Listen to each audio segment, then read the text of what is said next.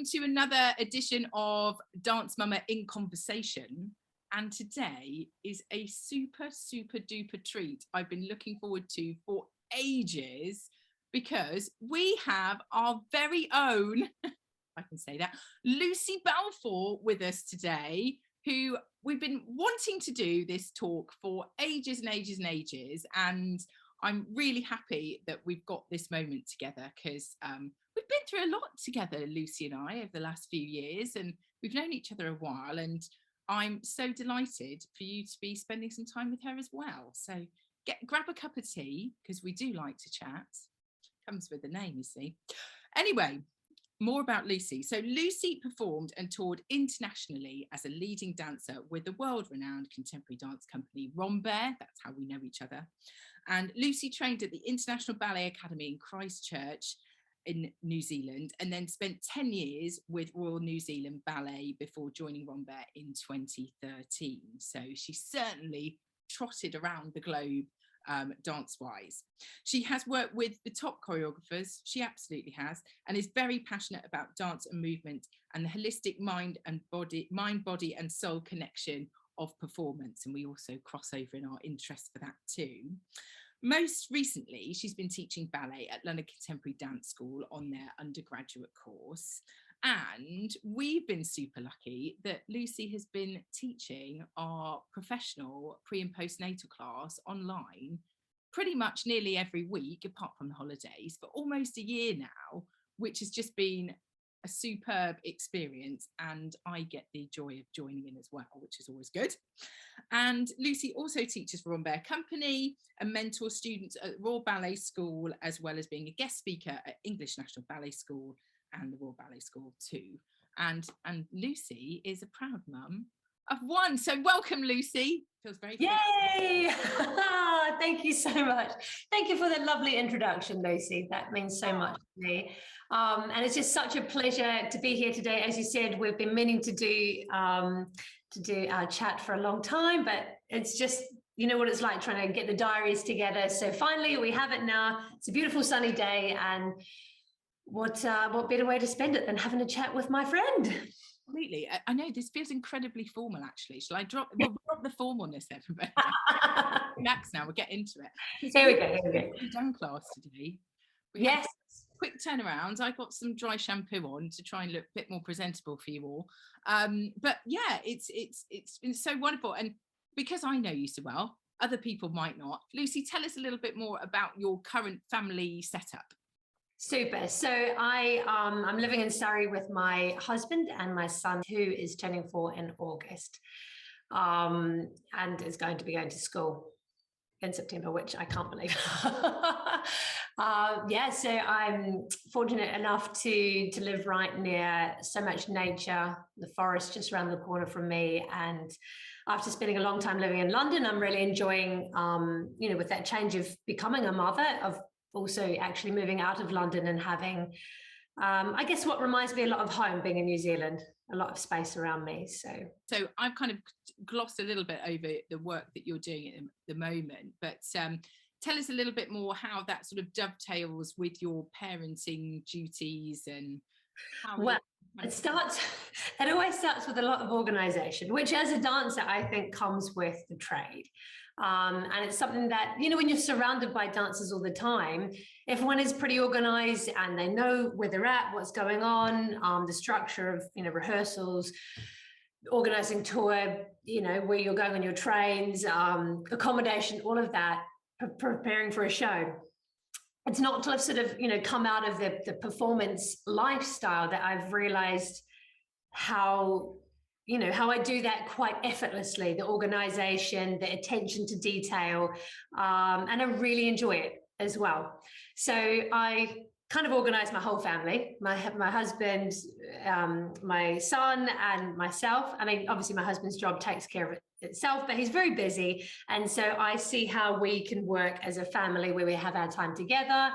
My son goes to nursery 3 times a week, and has been doing that for a little while now, which has been really nice. I think he was at that stage that he wanted more, those social connections with children his age. And I can provide so much, but you know, it gets quite tiring playing all the time.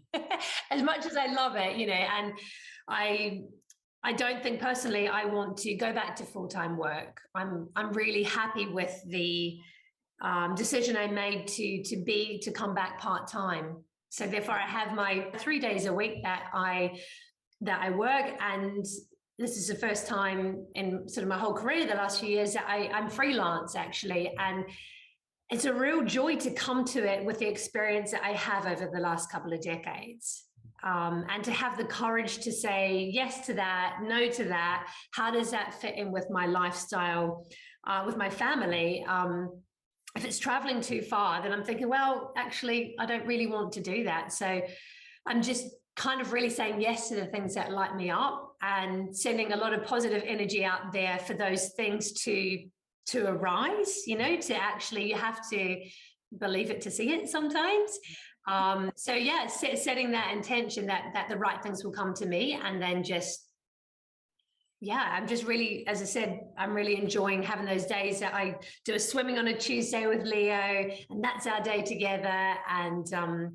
And then the Friday as well, and we'll have a play date, or I don't know, we'll do whatever, we'll do the gardening or something fun together, some baking. So I think for me, that balance of having my time in that space as an artist really helps me appreciate the time that I have with him as well, and vice versa. Absolutely. And kind of just sort of coming through there is that joy of having agency and empowerment over your time when you've come from quite such a demanding part of the dance world, which has, you know, schedules for every man and his dog, doesn't it? Yes. And having a bit more freedom and independence at this time is lovely, and also having that time with your son before he's then at school. And I say that in a, you know, in a camaraderie way, because I absolutely did a similar thing before having Callie. I spent a little bit of time going freelance, but up until that point it was, you know, full on and every day, and you know, 50-60 hour weeks. And then to kind of arrive at a place in your life where you can make some of those changes but capitalize on all of that experience is really brilliant, isn't it? It's really 100%, Lucy. I feel like you know, I'm just so grateful for the journey that I've had to get to where I am today, you know, and those challenges, those breakthroughs, all those moments has given me like so much knowledge and wisdom and experience that I'm in a place that I feel really deeply grounded to, as I said before, like what lights me up, coming from a true place of you know, not saying, oh yes, I better take this through fear, you know. I can say yes and no to things that and honestly sit with it and go, actually, is this what I want to be doing? And as you said, those kind of grueling hours and the touring, and you know, I toured for 16 years, and when I look back, that's a lot of my life. That's a huge chunk, and I sort of think, oh my gosh, how did I have the energy to do that? But it's also the passion and the excitement and the companionship of my colleagues, the places I've seen. I don't know. I think I'm so grateful that I had that, you know, and that I worked very hard to be in a position that I could enjoy the fruit of that. And now I'm in a completely different phase in my life, and I'm equally loving it. It's just so superb. Going back though to when you became pregnant, and obviously I knew you then and was a little bit on that journey with you. Yes. Tell us a bit more about that, how that all materialized. Yeah, well, I definitely knew that I wanted to have children, but obviously going into the dance career at 19, 20 as a professional, I always had in my head that I was like, well, it's probably not going to be till about 30. Like I really want to focus on that, and you know, obviously time does tick along quite swiftly, and I was aware of my body clock as well. And yeah, I got married, and then I think it was a year later I had my son. I can't remember my dates now. I think so, a year later. So I fell pregnant quite quickly with Leo. So in itself, that was actually a real shock, because I was like, oh wow, okay, suddenly what was going to be my my autumn season was like, okay, I'm not going to probably be able to do half of these pieces that I thought I was going to do. And I had terrible morning sickness. And it was that time I had extremely supportive rehearsal staff at Rambert, Angela and Michaela, and they were absolutely amazing. And we, obviously those first 3 months when you're pregnant, it's, you know, I wasn't going to shout from the rooftops, I'm pregnant, but it was, how do we work this? How do we like show, you know, I'm not well, and but yeah, so I'm sure people may have had an inkling that I was pregnant, but I got incredible support from them. I had all my roles covered. It was always up to me how much I felt I could do with rehearsals and with performance. Thankfully, the the works I was performing were ones I'd done before, so nothing was a new work in progress. So I at least knew my repertoire, but it was like how my journey was, how do I navigate the next sort of few months of being pregnant and performing? We're about to go on tour in 3 weeks. So even on the start of tour, people didn't know I was pregnant. And I remember when I'd found out and I'd had the scan and everything was okay, I was doing a curtain call, I think it was for Ghost Dancers, and I was with two of my good friends, and I think I said something like to them just as we're curtain went up on the curtsy and the bow, like, you know, P.S. I've got news, I'm pregnant or something or other like that. And they were like, what? And then we kind of took the curtain call, and it was just, it was crazy. It was fun, and it was kind of fun to drop that little. I had a really beautiful journey through my pregnancy. Again, I felt because I had that support, I could really drop into my intuition about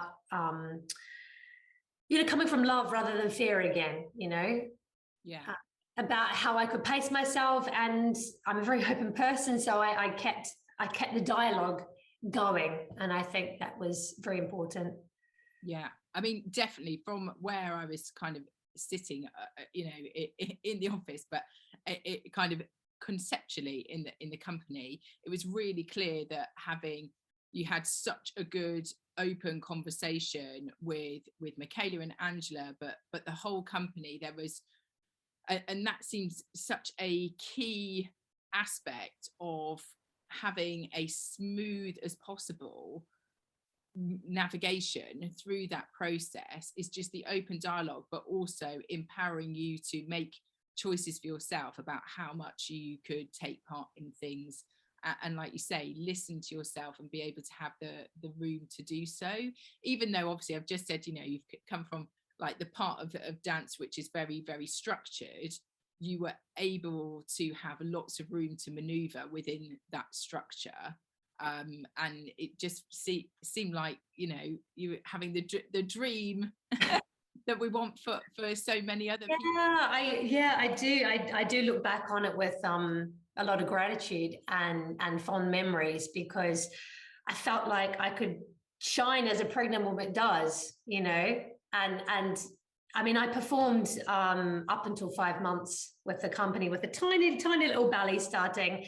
And I remember my last show in Woking doing a linear curva. And, you know, I did have a moment when I said to one of my good friends, Hannah, I was like, oh, I don't know if I could, you know, my body's changing and all of this. I don't know if I can wear that skimpy little outfit on stage and how I'm feeling. And then she was just like, you're beautiful, like just do that, you can. And it's almost like I just needed that little bit of support through this changing body to know it was sort of okay to kind of go forwards. And I'm so pleased that she gave me that little arm around my shoulder, because I'm thrilled at myself. I had the joy, I had the music, I had my friends, I had Leo in my tummy dancing with the music as well. And it was just, honestly, to the day I die, I think that will be some of my best memories. Oh, it was just joyous. And the importance of seeing you on stage pregnant is massive. And I think we won't actually kind of know the full extent of how important that is, just in terms of the purpose of everything that we're trying to achieve. Because up until then, the only other dancer that I'd seen pregnant on stage was Australian dancer Sonia Pido, who used to dance for Richard Alston. And even then it was seen as very unusual, but she was absolutely celebrated in a very similar way. And it's so powerful because it really helps normalize that, because of course we're kind of indoctrinated to see particularly the classical end of things in a particular way, aesthetically, in terms of body. And I think, you know, we've got to move on with it and acknowledge that women's bodies do change, particularly when they're through the awesome, amazing process of creating another human life. Yeah. And it was just so beautiful to see that celebrated, and just such a positive but very powerful thing. It was, and just wonderful to see live, you know, as well. It's so beautiful, Lucy, to hear your reflections, because that's, you know, four years ago now. Yeah. And as I'm listening to you saying that, I feel like, wow, that it was spectacular. Like when you're kind of in it, like I'm in it, I'm the person who's pregnant, I'm doing what I'm doing, I'm, you know, navigating my way. But I think you're right. Like, how does that look from sort of from the outside? What does that show? It shows it's possible, you know. Absolutely. And I had, as you said, I had incredible support in order to do that. And it's always about that framework around you to support you. Yeah. You were saying in terms of time frame that you sort of front load the performing before you get to parenthood. But I think, as well as there kind of being obviously the body clock issue, I still think a lot of that is indoctrinated through the male leadership in ballet and dance up until kind of fairly recently, where we still don't have enough women at the top, probably because of parenthood issues. But to try and change that dynamic, because absolutely you were showing it was possible for the people absolutely very closely around you. But again, as a role model beyond that into the industry and beyond, is just magnificent. And it's having that visibility, start normalizing it, as well as all of the other things that need to happen, and we're snail's pace trying to change it. But having that is huge, because dance is so based on the image and seeing that. So. Yeah, and I do understand what you mentioned about the classical companies and the contemporary companies, and I do understand that. I guess depending how far along you are in your pregnancy, that maybe to be a swan in Swan Lake might just be a bit too much of a push if you're really, you know. And also there's a costume, there's everything like that as well. So, you know, it will be interesting to see how those things can amalgamate in a way, and how we work with that. And maybe some things aren't so possible, and that's okay. Like, you know, you sort of get to a point that, all right, maybe not that way, but we can go this way. And sometimes with barriers, you find new ways through things. I think as well, what was lovely in your experience was you were given more opportunities to develop yourself professionally. So you did some rehearsal directing. Yes, yeah, that's right, Lucy. Yeah, so when I got to the 5 months and we'd finished the tour and we're about to embark on a new Kim Branstrap work, and I thought, okay, I'm just trying to foresee these next sort of 3 months, and I thought, at this growing rate of this child, I'm going to feel less and less wanting to throw myself around the stage. And I really had to sit with myself and go, what do you want? What do you want out of this? And I realized I could be on stage and I could be performing in some capacity with it, but it wouldn't be challenging me maybe mentally in a way that I wanted to be challenged. So I spoke again to my rehearsal directors and said, I would love the opportunity to shadow you and see what the role of a rehearsal director does, how they work. And so I assisted on Life as a Dream. the new work that the company was doing at that stage. And it was brilliant. I still did my daily class in the morning. I would come and do yoga before class. There was a little core group of us that would always do yoga, do my class. So I was getting my movement, my exercise in, but the bigger I got, the less I really felt like being on my feet all day. Yeah. As you know how it is in the rehearsal room, it can be really long days. So I really felt that, again, I checked in with myself. I wanted to see what was kind of best. And they said, yes, you can do that. You can. So again, grateful that they were open to that possibility as well. So it still meant that I was in the company right up until 8 months, helping out. And I thoroughly enjoyed doing rehearsal directing. Yeah. I felt like I had a good skill for it, a good talent for it, and could be in a position as just being a dancer, but how can I communicate? How can I get, and also see things, like really take a step back. When you're a dancer and you're in the space on the stage or in the rehearsal room, we do always think just about ourselves. Where am I in the picture? Why am I not doing much? Or what's going on?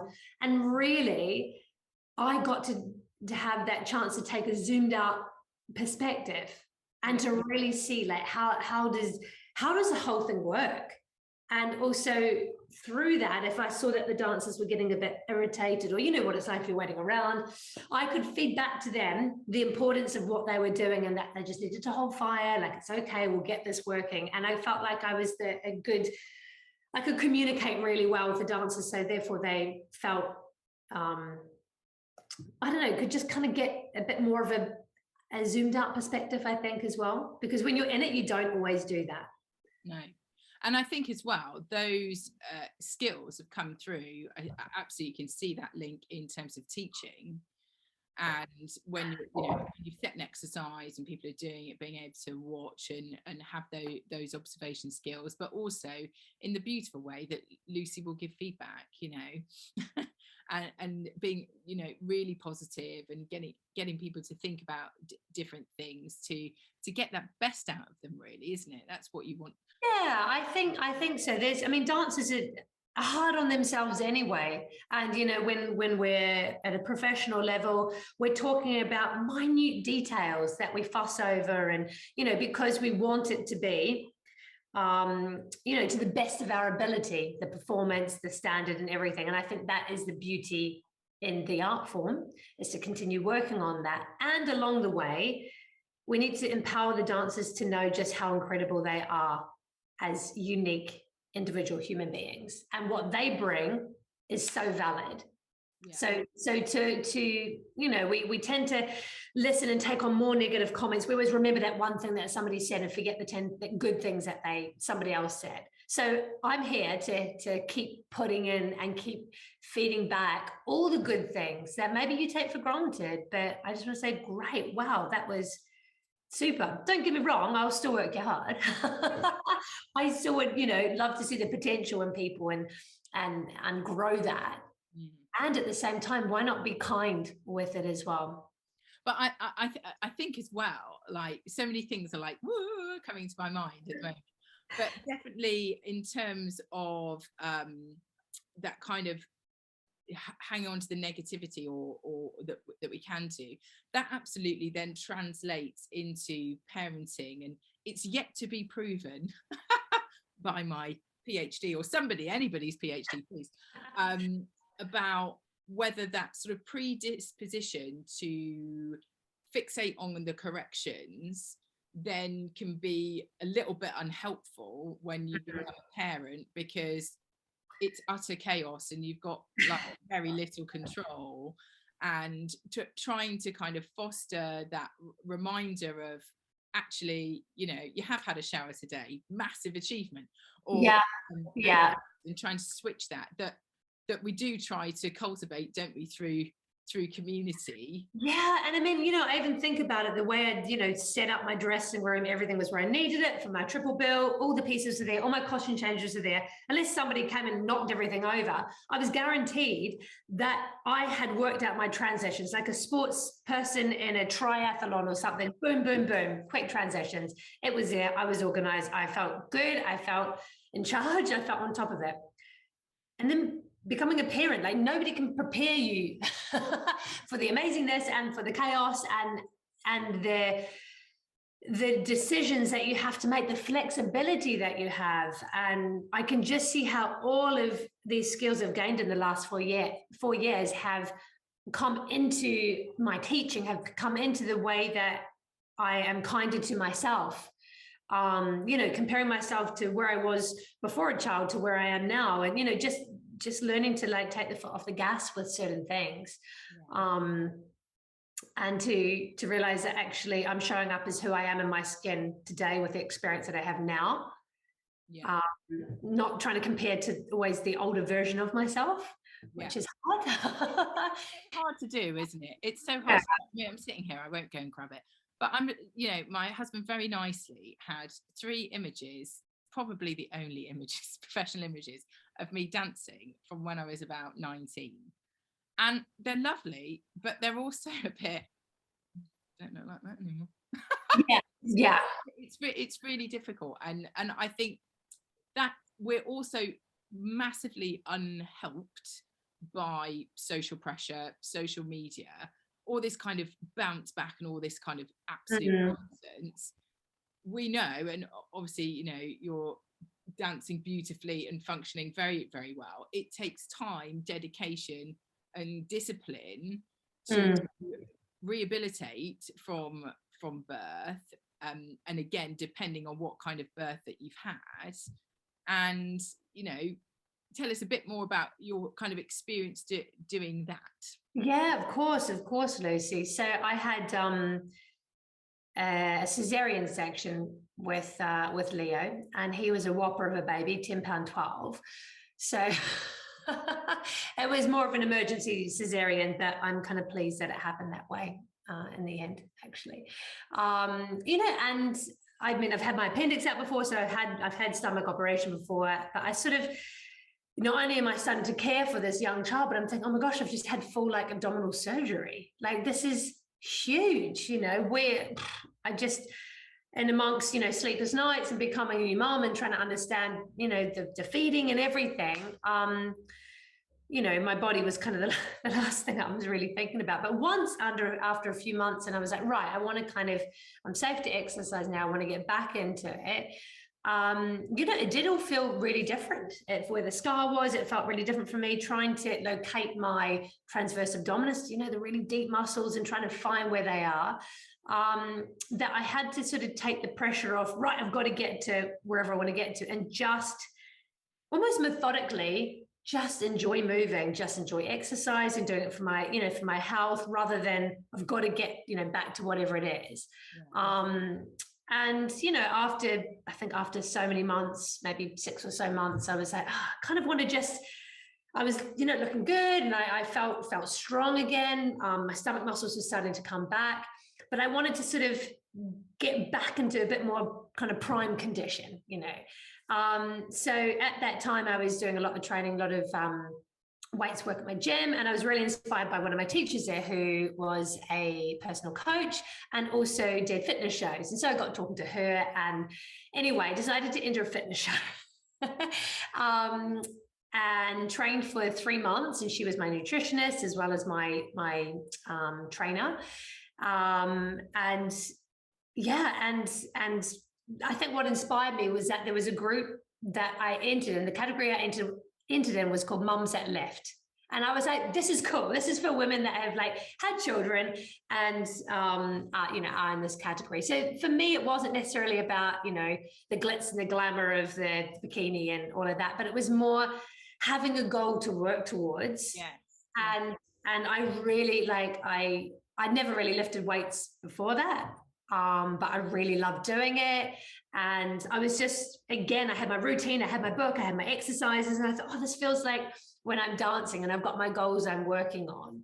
Yeah. So for me, I felt that really enjoyable, having something to work on. And, I look back and I'm really proud of those 3 months that I did that. And, in the scheme of things, it's not very long to train for something like this. No, it's absolutely incredible and so wonderful. And I think, again, it sort of touches on that bespoke nature of having that relationship with your trainer, and also getting that information nutritionally, as well as physically, as well, and that human connection, that and the time that really helps support somebody to pursue that and be able to do that.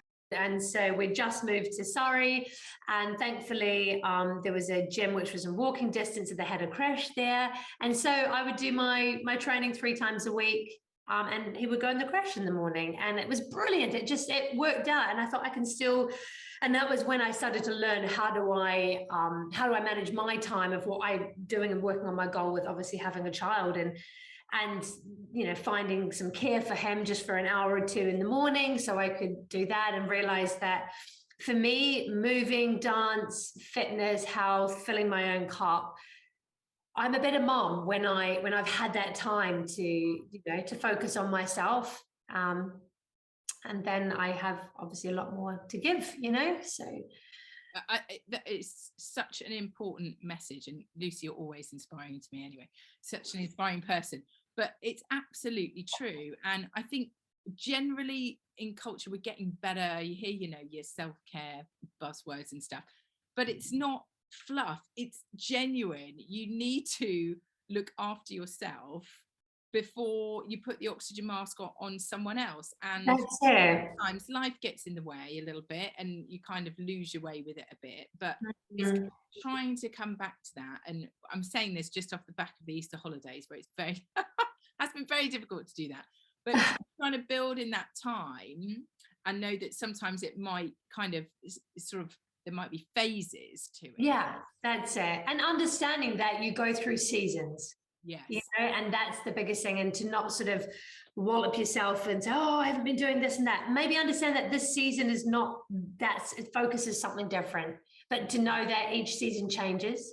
And I think I read something or heard something recently that I really liked. And it said, when your calendar gets busy and things, things seem like what you're saying, all kind of full on, don't cross out the things that light you up. Like, actually make those the important things, even though we think, oh, actually I should really get on to doing this and that, and then we tend to put our self-care boom boom boom down the end. But actually, if you kind of highlight a time in your day or your diary, even like what I tried to do is get up before Leo in the morning so I can have time to myself. Today it was about trying to create an exercise for Dance Mama this morning at 6:45. So I was busy there kind of doing that this morning before he woke. And then I thought, oh, great. I feel like I've kind of had that little bit of space, to myself to focus on that. But you have to be, I guess, diligent to carve the time out and to feel okay about knowing that you're worthy of that as well.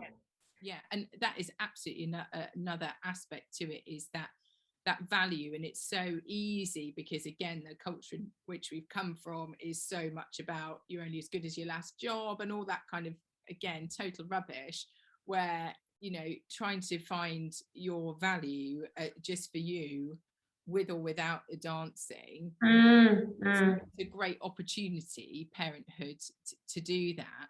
When you were pregnant as well, there were other factors, and we had other resources that helped you, including dancers' career development.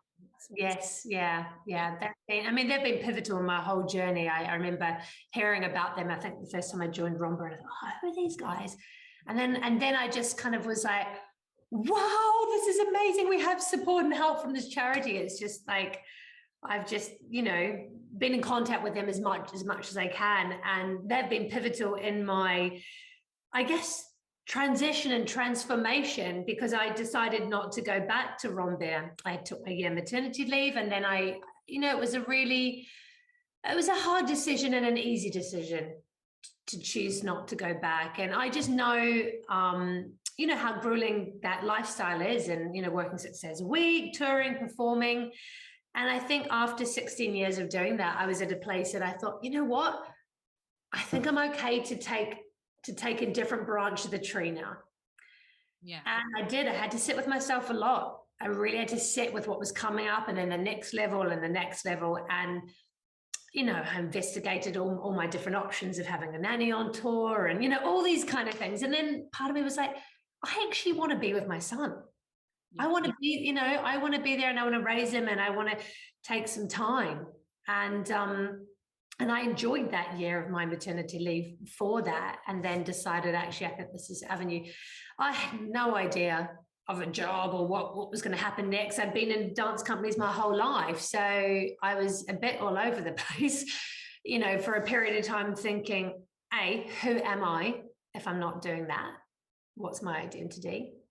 I am a mom. Yes, I know that. But I'm all these other things, but I'm not showing people I'm that, and I thought, okay, this is to do with more about what it looks like from the outside. But I also knew it's because I was struggling with trying to find where I was going with that. So again, dancers career development.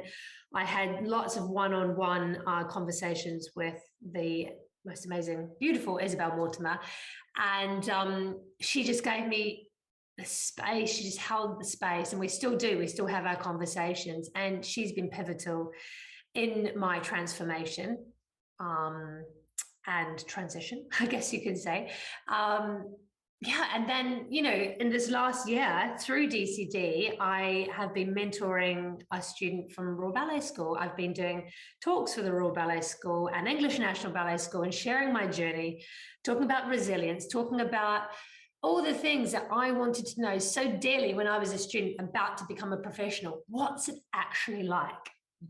What is it like? Is it anything the same? What do I need to be prepared for? So I feel so passionate about sharing my journey and advice and I guess things I've learned along the way, and also knowing that these dancers are only teenagers, and they can't have had my journey, but I can at least give them little, spoonfuls of information just to consider, even if it's planting a seed that they might go in 10 years, oh, I remember Lucy Balfour said that, and that's the thing. I think about all the seeds that were planted even the last few years, and now I'm coming to a place where things are kind of making sense about what I'm doing.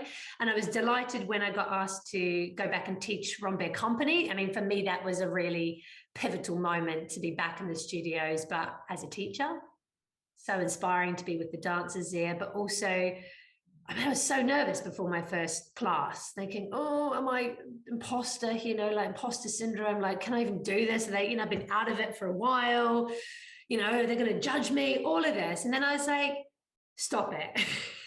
What's your why? Your why is to share your passion, to share what you know, to say, I know what it's like to be in this company and to perform at that level. And so I can tailor my class that's going to suit you and be of service. And as soon as I did that, the pressure was off, and I just have a blast. And I, have been lucky enough to be accompanied by the amazing pianist, John Sweeney, who is just such a delight. And, for me, it's a delight to even be in a room with a live musician again, and I feel like almost even more grateful now, dipping back into it.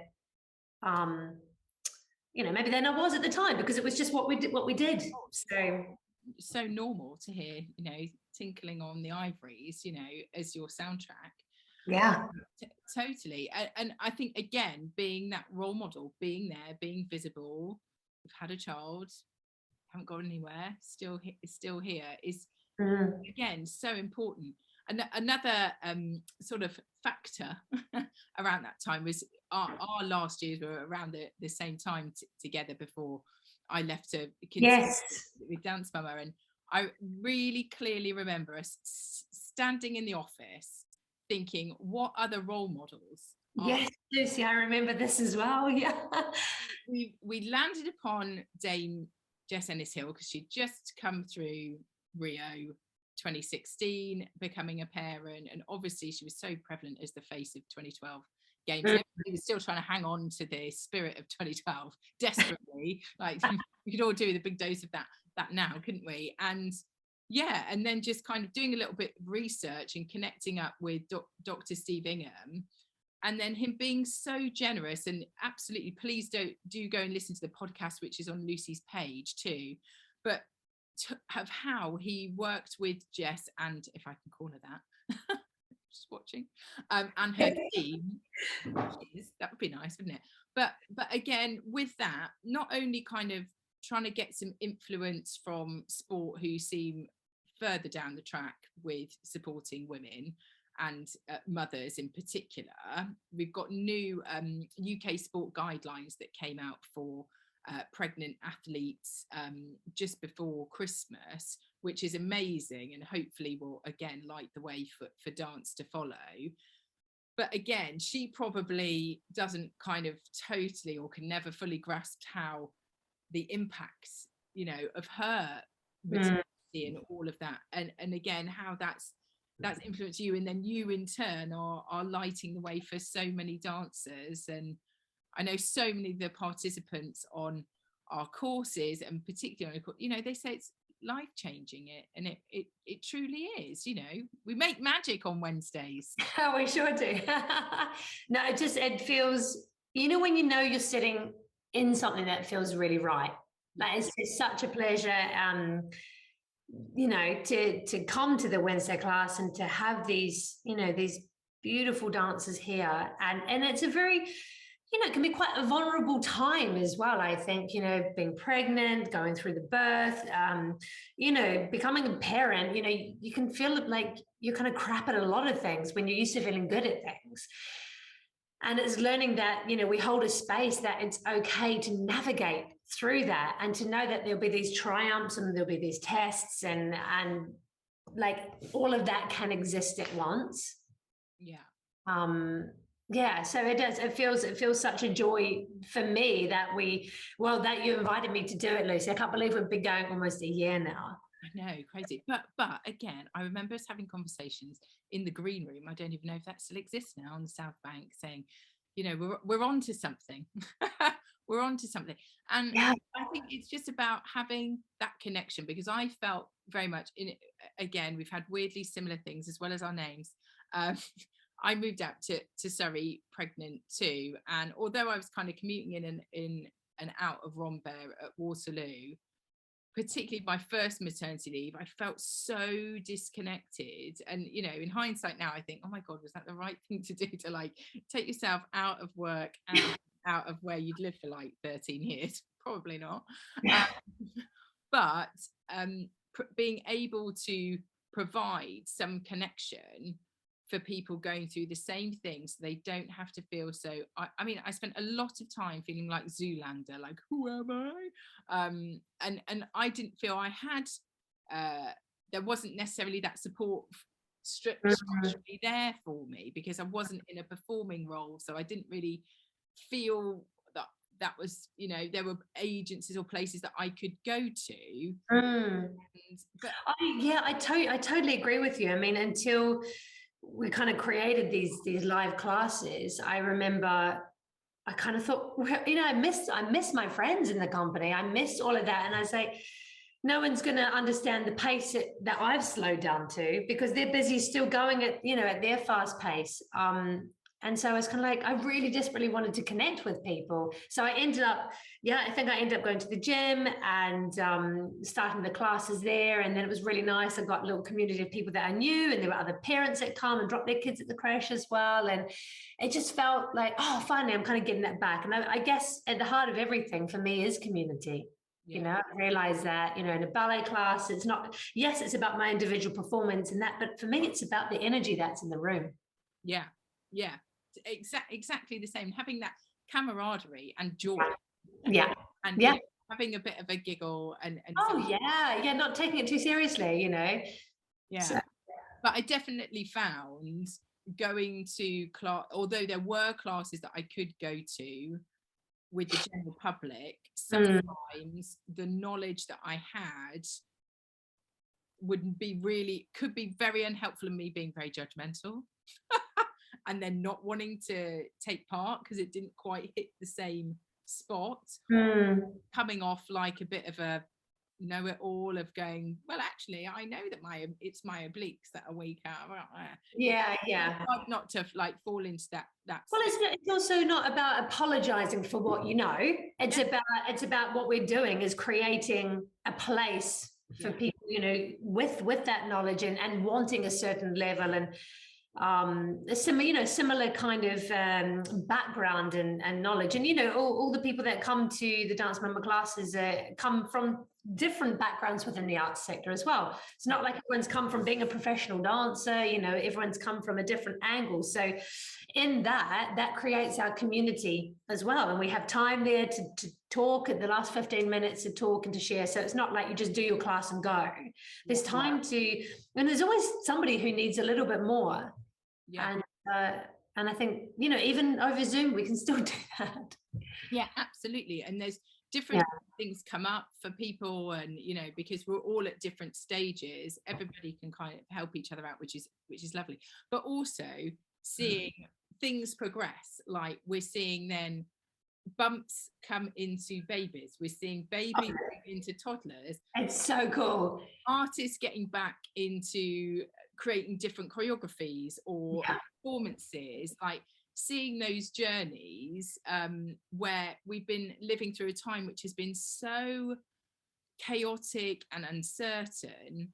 It's been giving people, and me selfishly as well, some consistency, something to hook around. And I think all of us have had that from such an early age, that discipline and regularity. We kind of need it, as well as, you know, the moving, just moving because your body needs it chemically because you've been doing it for so long, but it's also moving through all the kind of emotional gack, isn't it? And yeah, again, 100% agree with you, Luce, on that, because it is, I mean, the times, you know, I can share with you, as you know, this time last year I had a very traumatic miscarriage.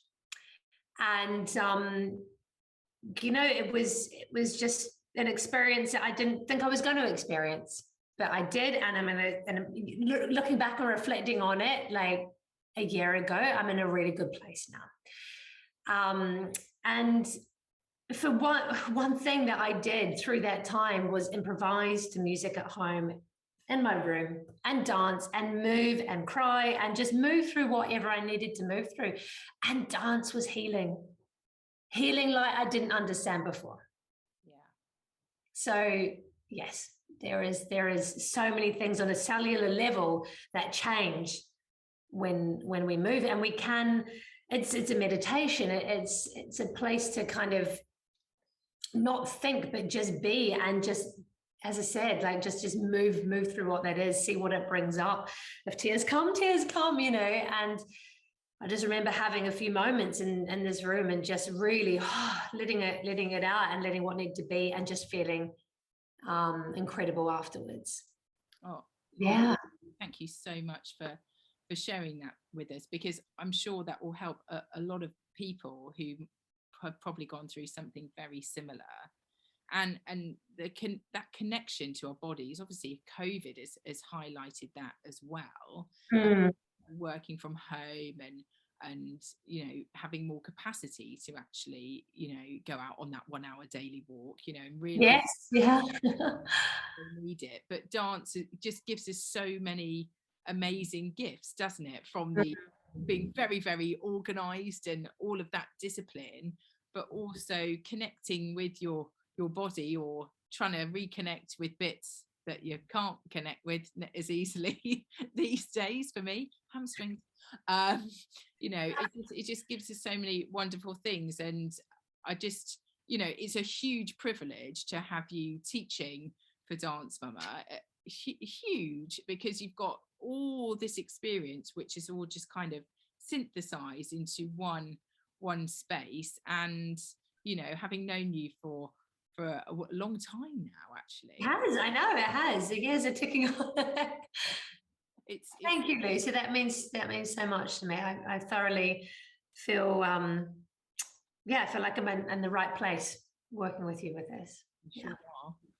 While we're here, and just to wrap up, have you got any advice or any kind of last sort of thoughts that you'd want to impart to anybody who's either thinking about having a family and marrying that as best we can with a career in the arts, or just got there? And I guess from my experience was being open with myself about what truly mattered to me, and not sort of thinking, oh, how does this always seem from the outside? Like, what should I be doing? But like, actually, what do I want to do? You know, and to I guess be courageous in that, be courageous to sit with yourself, to ask yourself those questions. And if you do want to have a child, if that's something that you want to do, I guess don't let sort of certain things stop you from saying, oh, but this person might say that, or the company might not do that. How do you know unless you ask? For me, just being open was the key. Having the dialogue with whoever your staff is. And if you realize actually something isn't working with where you are, then maybe that isn't the right place to be in for this transition where you want to become a parent. If you are feeling like it's too much butting up against, then it's okay to readdress that. If your desire is, to start a family and to have a child. So yeah, I mean, that's what helped me, is to being open about it. And me being vulnerable, being open, I got that energy back. So yeah. Gorgeous. Lucy, thank you so much. This was everything I'd hoped it would be and more. I'm so grateful for you sharing your story and your experience with us, and all of the energy that you give to Dance Mama, and just thank you a million times. You're so welcome, Lucy. Such a pleasure to be doing this podcast today, and also just to share my energy with you and Dance Mama, and help to, I guess, as you said, like, be an inspiration to other people to know that things are possible and we're moving in the right direction. You certainly are. Lucy, thank you so much. Take care, Lucy. Thank you.